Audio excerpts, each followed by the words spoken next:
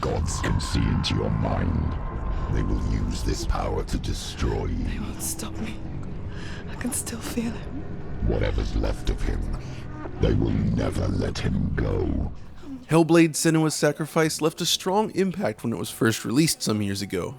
It was developer Ninja Theory's attempt at creating a AAA quality experience within a more limited budget and scope, and it worked. Its exploration of powerful themes was combined with top-tier Unreal-powered visuals and a fantastic use of binaural audio to create true 3D sound when wearing headphones. And now, it's received an update for the new Xbox Series X and S consoles. So, what does it bring to the table? Well, that's what we're looking at today. I want to walk through some of these changes and showcase what you can expect from the various visual modes available, while comparing and contrasting against the same game running on the Xbox One X. We'll also run performance tests on each of the available modes, and check out the loading times. So, let's get started.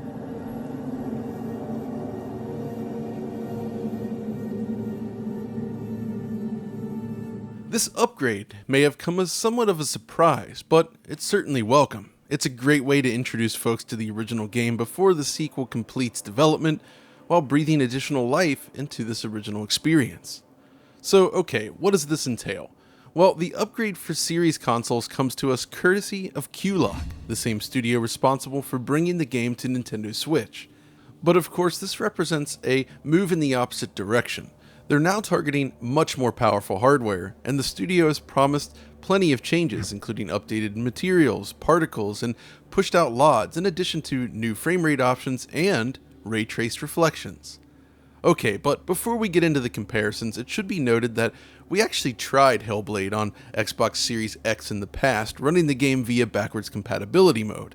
We found that when using the performance mode specifically, which targets 60 frames per second with dynamic resolution, there was actually a noticeable boost in image quality by virtue of dynamic resolution scaling. So 60 frames per second at a higher res was already possible. The comparable mode in the native Series X version of this game is called Resolution Mode, which offers the same 60 FPS update, but with further improved visuals. So you're not losing anything, that's for sure. The new performance mode is something completely different, but we'll discuss those various options shortly. For the actual comparison, I'd like to focus on the Enriched Visuals mode, as it's called, on both Xbox One X and the new Series X version. On both consoles, this mode offers the highest quality visuals, and gives us a better idea of the changes made by QLock. So let's begin with this introduction sequence along the river. Straight away, the most noticeable improvement is the inclusion of DirectX ray tracing, specifically ray-traced reflections as I mentioned before. This option is available on both Series X and Series S when using the Enriched Visuals option, and it applies primarily to water throughout the game. Basically, any surface that previously used SSR or screen space reflections now enjoys ray-traced reflections instead. How much of a difference this actually makes, however, does sort of vary based on the scene. The introduction sequence looks great with ray tracing, for instance, as does this area along the beach. But some of the more rocky and grassy areas with minimal water don't really show a significant difference. Really though, the main benefit here is that when reflectors are occluded from view, the reflection remains visible. Like this door here. It's not visible at all on Xbox One X in the reflection, and this can be distracting. Or this cutscene. Note how SSR gives way to a low-res cube map on Xbox One X while the full background remains clearly reflected on Series X. Of course, as I noted earlier, ray-traced reflections only apply to surfaces which were already reflective, so do not expect massive changes here. It simply allows for much higher fidelity reflections where appropriate. I did note a couple minor issues, however, that are worth mentioning. During the introduction sequence, for instance, the reflections seem to flicker on occasion like this, where they disappear for a few frames before reappearing. Also, in a couple other areas, it seems that the developers left the reflection unchanged. Here, for instance, it still uses SSR rather than ray-traced reflections. Fortunately, both of these issues are extremely uncommon, so it's actually not a big deal, but I wanted to mention it here in case someone else bumps into it and is confused by what's going on. But there's a lot more to the visual upgrades than just ray tracing, and these other upgrades are mostly applicable in other graphics modes as well. Firstly, again in this introduction area, the upgraded version now uses actual shadow maps, and of good quality too, for world geometry, including the foliage. The Xbox One X version seems to lean almost exclusively on screen space shadows instead. Now these have their benefits of course, but without shadow maps you wind up with these noisy looking shadows that don't always conform to the environment and disappear when the shadow casting object is occluded.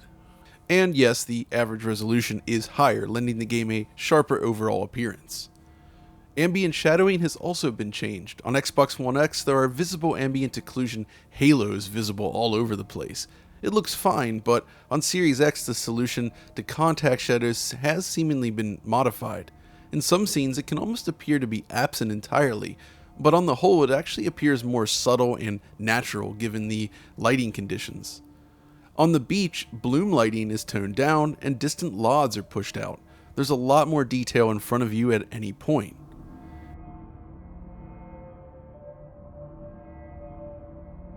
You may also notice an overall shift in the color grading. Many scenes exhibit noticeable differences in the overall color between the two versions. Of course, things aren't always so pronounced, but flipping back and forth you can definitely see that overall scene detail and precision is increased on Series X. Moving ahead in this next area, you'll note the addition of shadow casting lights applied to these flames. This is true in many areas of the game. More lights now cast actual shadows, which was definitely not the case on Xbox One X. And beyond that, there's also changes to the overall lighting throughout that you'll notice when comparing the two.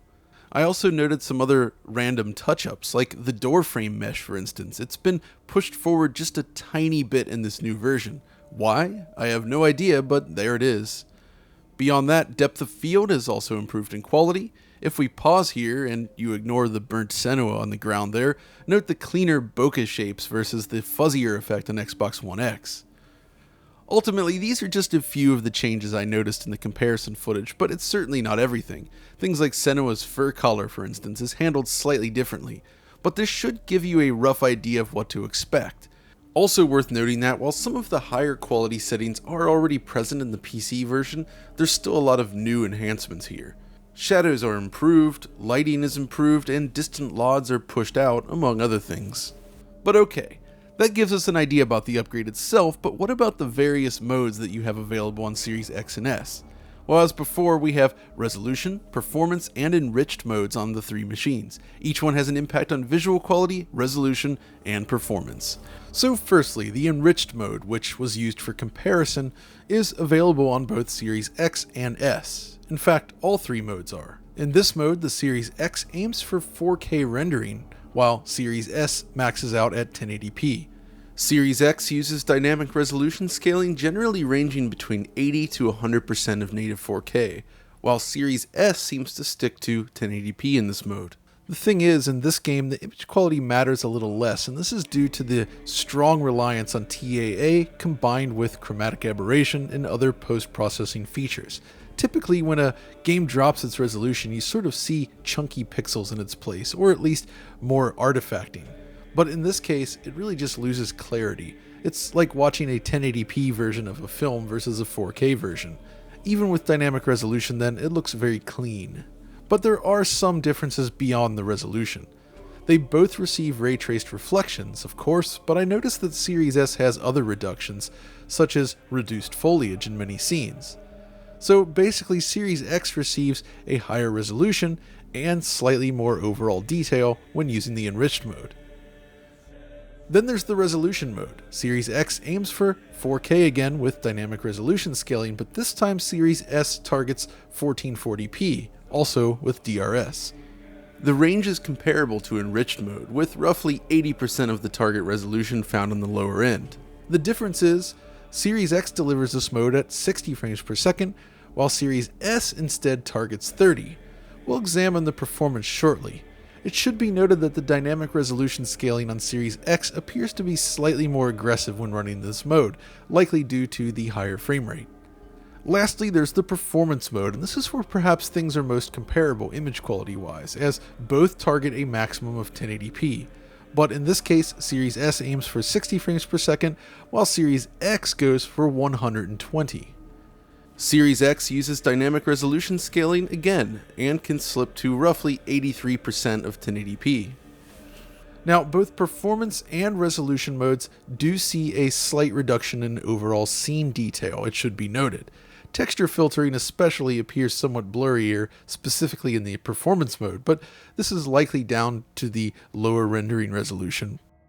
Choosing a mode that you want to play through is a little bit tricky. On Series X, the resolution mode kinda seems like the best balance to me, with 60 FPS gameplay and nice sharp visuals.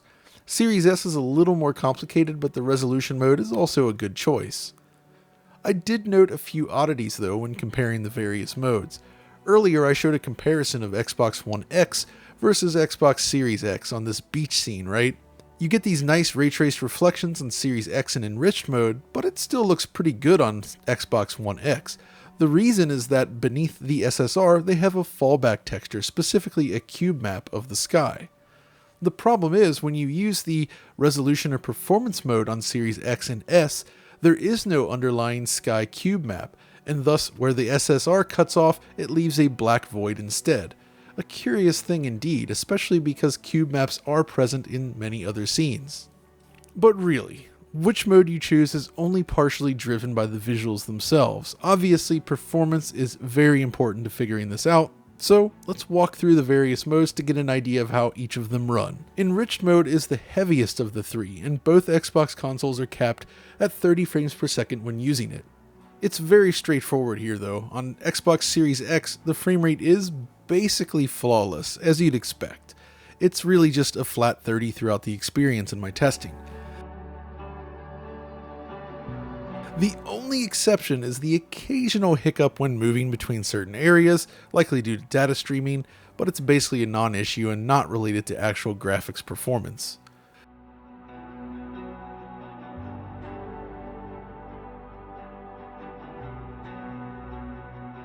Series S is nearly the same, but certain scenes do trigger actual drops in performance. Again, it's just these single frame drops here or there, and it's not a huge deal, but it is not quite as stable as the Series X. As we continue with our testing, you'll see this bridge scene followed by the rainy battle indoors several times. This is the area where most of the issues I noted occurred, but it's not the only place like this in the game. So yeah, this is basically a trade-off for improved visuals with hardware ray tracing. It is a smooth 30 frames per second with excellent motion blur and no issues with frame pacing though, but whether or not you like it kinda comes down to personal opinion. For a cinematic game like this though, I actually think it works okay. Resolution mode, however, is rather different. On Series X, the game jumps up to 60 frames per second, so you get improved visuals, a higher resolution, and 60 FPS. It's a nice step up from any of the last-gen versions of the game. This is probably the mode with the best balance though, if you ask me. It delivers a very stable frame rate. Again, as we saw in the enriched mode, any drops that do occur are primarily due to loading blips, but it's minor enough not to be an issue. This has become my preferred way of playing the game.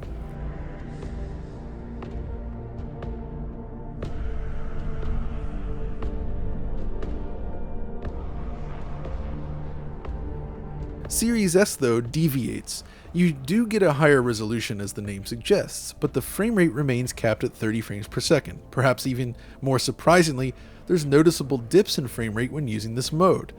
It's still mostly stable, I'd say, but the higher resolution target does seem to push the hardware, leading to these results. Also, VRR is not useful in this case, it should be noted, due to the lower maximum frame rate. There is low frame rate compensation, of course, but it doesn't really help that much on games running at 30 FPS.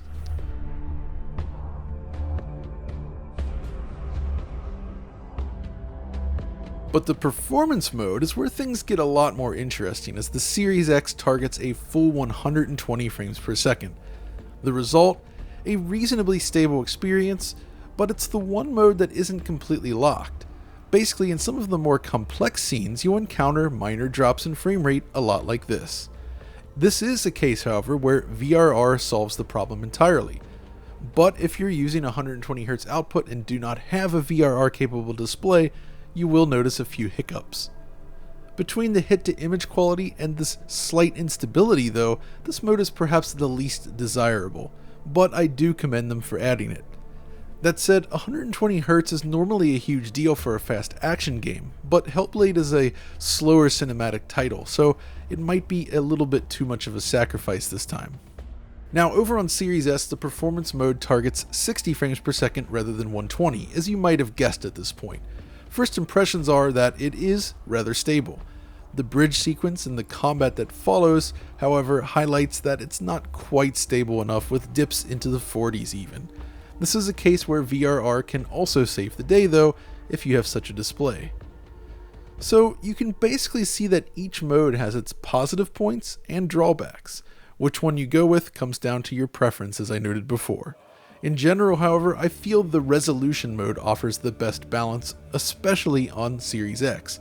Don't get me wrong, I love the ray-traced reflections, but they're pretty much just reserved to puddles of water. It would have been nice to see a performance RT mode in here as well, perhaps targeting closer to 1080p at 60 FPS with ray tracing.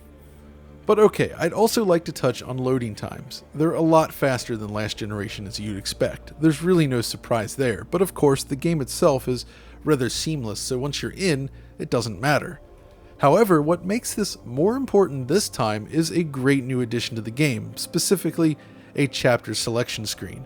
You can now replay chapters you've reached during the game, which was never an option in prior versions of Hellblade. Now, for normal players, that's definitely a nice bonus, but it's especially useful when you're benchmarking a game like this, especially when it has so many modes. So, I really appreciate the addition. So that's pretty much the scope of this upgrade then. Hellblade was already a beautiful game on last generation consoles, but this new update from Q-Lock pushes it further than ever, making this the most beautiful iteration of the game yet.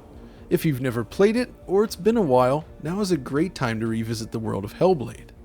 Beyond the visual upgrades, I have to again stress the audio here. Hellblade remains one of the best and only examples of what binaural audio can really do for games. When they recommend headphones, it's really not an exaggeration.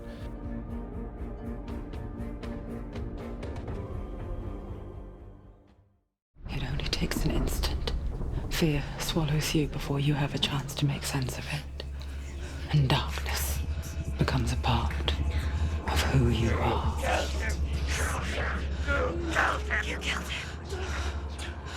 But her world changed the day the Northmen took him from her.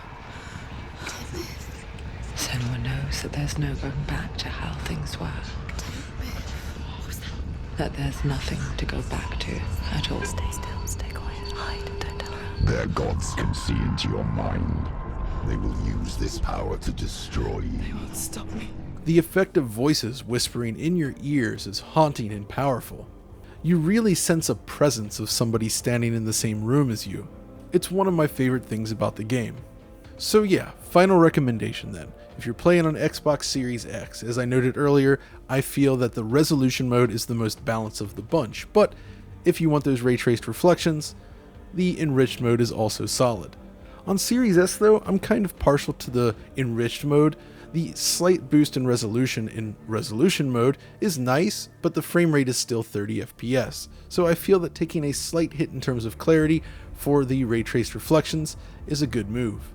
But of course, as with everything, your mileage may vary. But that's going to do it for this video. If you enjoyed it, as always, be sure to like and subscribe and all that good stuff. Ring the notification bell and come follow us over on Twitter. And until next time, this is John signing off.